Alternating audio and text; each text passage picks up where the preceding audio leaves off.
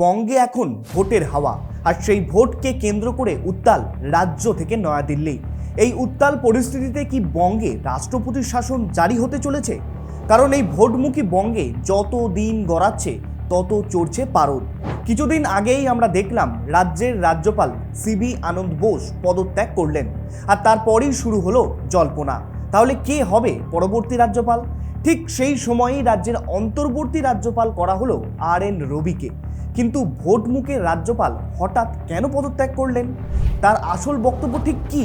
তবে কি এর পিছনে বিজেপির কোনো মাস্টার প্ল্যান আছে, নাকি রাজ্যের শাসক দলই সিবি আনন্দকে রাজ্যপালের পদ থেকে সরাতে চেয়েছিল? বঙ্গে এখন ভোটের হাওয়া, আর সেই ভোটকে কেন্দ্র করে উত্তাল রাজ্য থেকে নয়াদিল্লি। এই উত্তাল পরিস্থিতিতে কি বঙ্গে এবার রাষ্ট্রপতি শাসন জারি হতে চলেছে?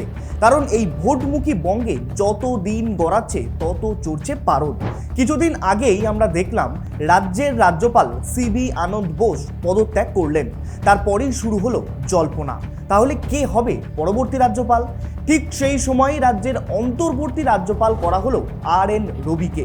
কিন্তু ভোটমুখে রাজ্যপাল হঠাৎ কেন পদত্যাগ করলেন? তার আসল বক্তব্য ঠিক কি? তবে কি এর পিছনে বিজেপির কোনো মাস্টার প্ল্যান আছে, নাকি রাজ্যের শাসক দলই সিবি আনন্দকে রাজ্যপালের পদ থেকে সরাতে চেয়েছিল? আসল ব্যাপারটা ঠিক কি? এই সমস্ত বিষয়েই আলোচনা করব আজকের এই ভিডিওতে। পশ্চিমবঙ্গে এখন একটাই গুঞ্জন চারিদিকে ছড়িয়ে পড়েছে, ভোট কবে হবে। কারণ এখনো পর্যন্ত ভোটের দিনক্ষণই ঠিক হয়নি। গত বছর থেকে শুরু হয়েছিল SIR এর কাজ, যার চূড়ান্ত তালিকা প্রকাশ করা হয়েছে গত ফেব্রুয়ারির 28 তারিখে। কিন্তু সেই তালিকায় বিচারাধীন রয়ে গেছে 60,06,675 জনের নাম, যার জন্য সুপ্রিম কোর্টের নির্দেশে অন্য রাজ্য থেকে বিচারক এনে সেই সমস্ত নামের নিষ্পত্তি করা হচ্ছে। এবং বর্তমানে 501 জন বিচারক প্রায় 7.5 লক্ষেরও বেশি নামের নিষ্পত্তি করেছে। তবে এখনও বাকি রয়েছে প্রায় 52 লক্ষেরও বেশি নাম। ফলে আরও 200 জন বিচারক আনা হচ্ছে উড়িষ্যা ও ঝাড়খণ্ড থেকে। কিন্তু প্রশ্ন থেকেই যাচ্ছে, এই মোট 701 জন বিচারক কি বাকি 52 লক্ষ নামের নিষ্পত্তি করতে পারবে সময় মতো? কেননা চলতি বছরের 7ই মে শেষ হতে চলেছে সরকারের মেয়াদ। তার আগেই ভোট করিয়ে ভোটের ফল প্রকাশ করতে হবে, তবেই সঠিক সময়ে সরকার গঠন করা যাবে। কিন্তু যদি তা না হয় তাহলে কি হবে? অনেকে মনে করছেন তাহলে রাষ্ট্রপতি শাসন কিংবা রাজ্যপাল শাসন শুরু হতে পারে বঙ্গে।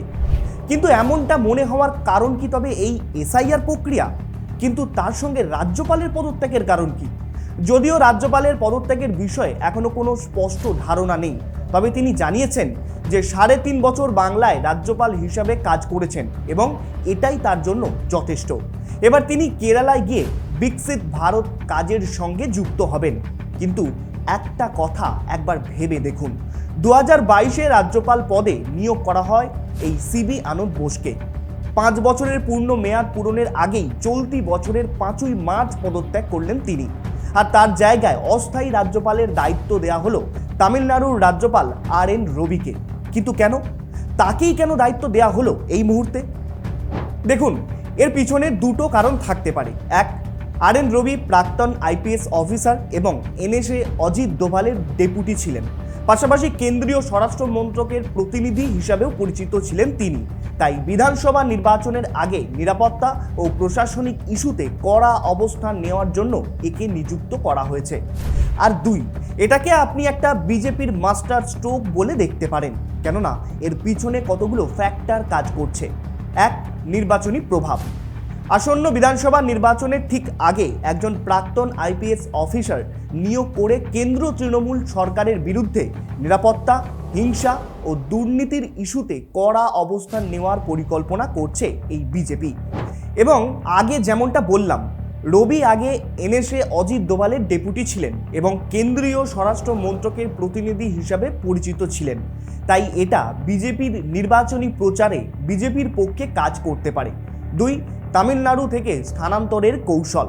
DMK সরকারের অধীনে তামিলনাড়ুর রাজ্যপালকে সরিয়ে পশ্চিমবঙ্গে আনা হলো দক্ষিণ থেকে পূর্বে বিজেপির প্রভাব ছড়ানোর জন্য। এতে তৃণমূলের বিরুদ্ধে রাজভবন থেকে চাপ বাড়ানো যাবে, যেমন আনন্দ বোসের সময় হয়েছে। এবং 3, আনন্দ বোসের অসন্তোষ মোকাবিলা। বিজেপি নেতারা আগে আনন্দ বোসের বিরুদ্ধে অসন্তোষ প্রকাশ করেছিল, আর তাই রবিকে দিয়ে বিজেপি নিজস্ব লোক হিসাবে নির্বাচন নিয়ন্ত্রণ করতে চাইছে এক্ষেত্রে।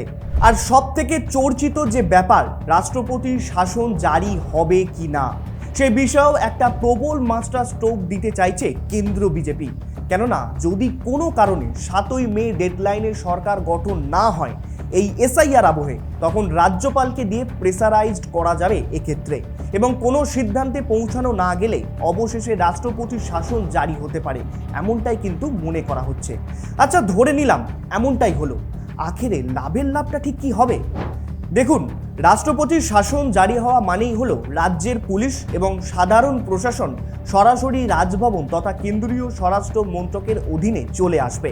ফলে বিজেপি বা বিরোধী দলগুলোর যে অভিযোগ ছিল ভোটের সময় রাজ্য পুলিশ নিরপেক্ষ থাকে না, তারা শাসক দলের নেতা কর্মীদের সুবিধা দেয় এবং বিরোধীদের ভয় দেখিয়ে বা মিথ্যা মামলায় ফাঁসিয়ে দেয়, এই সমস্ত কর্মকাণ্ড এবার বন্ধ করতে পারে। এর পাশাপাশি ভোটার তালিকার নাম না থাকা বা বাদ যাওয়া নিয়ে যে বিতর্ক চলছে, রাষ্ট্রপতির শাসনে তার ওপর নবান্নের কোনো নিয়ন্ত্রণ থাকবে না।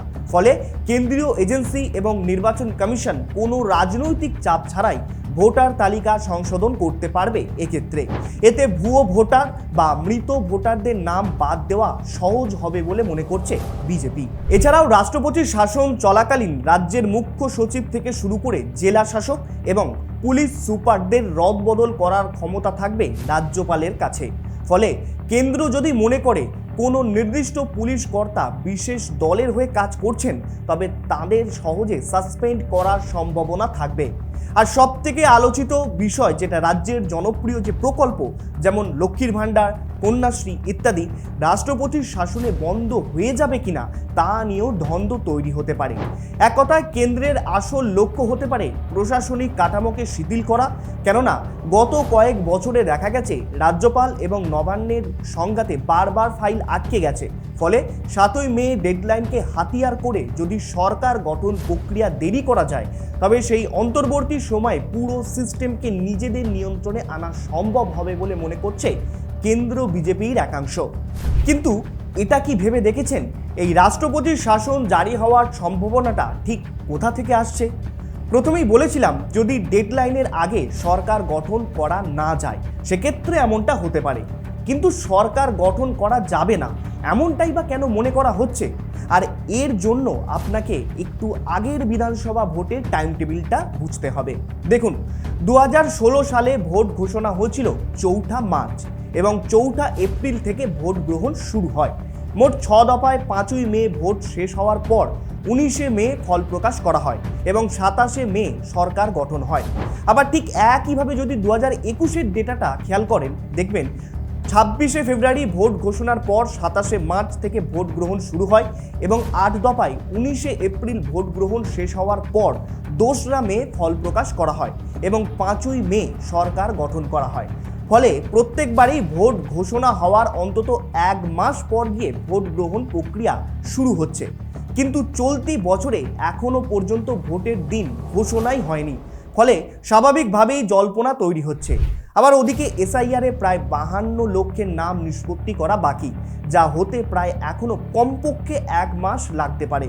ফলে ভোট ঘোষণাই কখন হবে আর ভোট গ্রহণই বা কবে শুরু হবে, সেই নিয়েই রাজ্য রাজনীতি এখন উত্তাল। আর তাতেই সাধারণ মানুষ থেকে শুরু করে অন্দরমহল সব জায়গাতেই এই রাষ্ট্রপতির শাসন জারি হবে কিনা তা নিয়ে চলছে প্রবল জল্পনা কল্পনা। আবার আরেকটা বিষয় দেখুন, কিছুদিন আগে রাষ্ট্রপতি দ্রৌপদী মুর্মুকে কটাক্ষ করেছেন তৃণমূল সুপ্রিমো মমতা বন্দ্যোপাধ্যায়।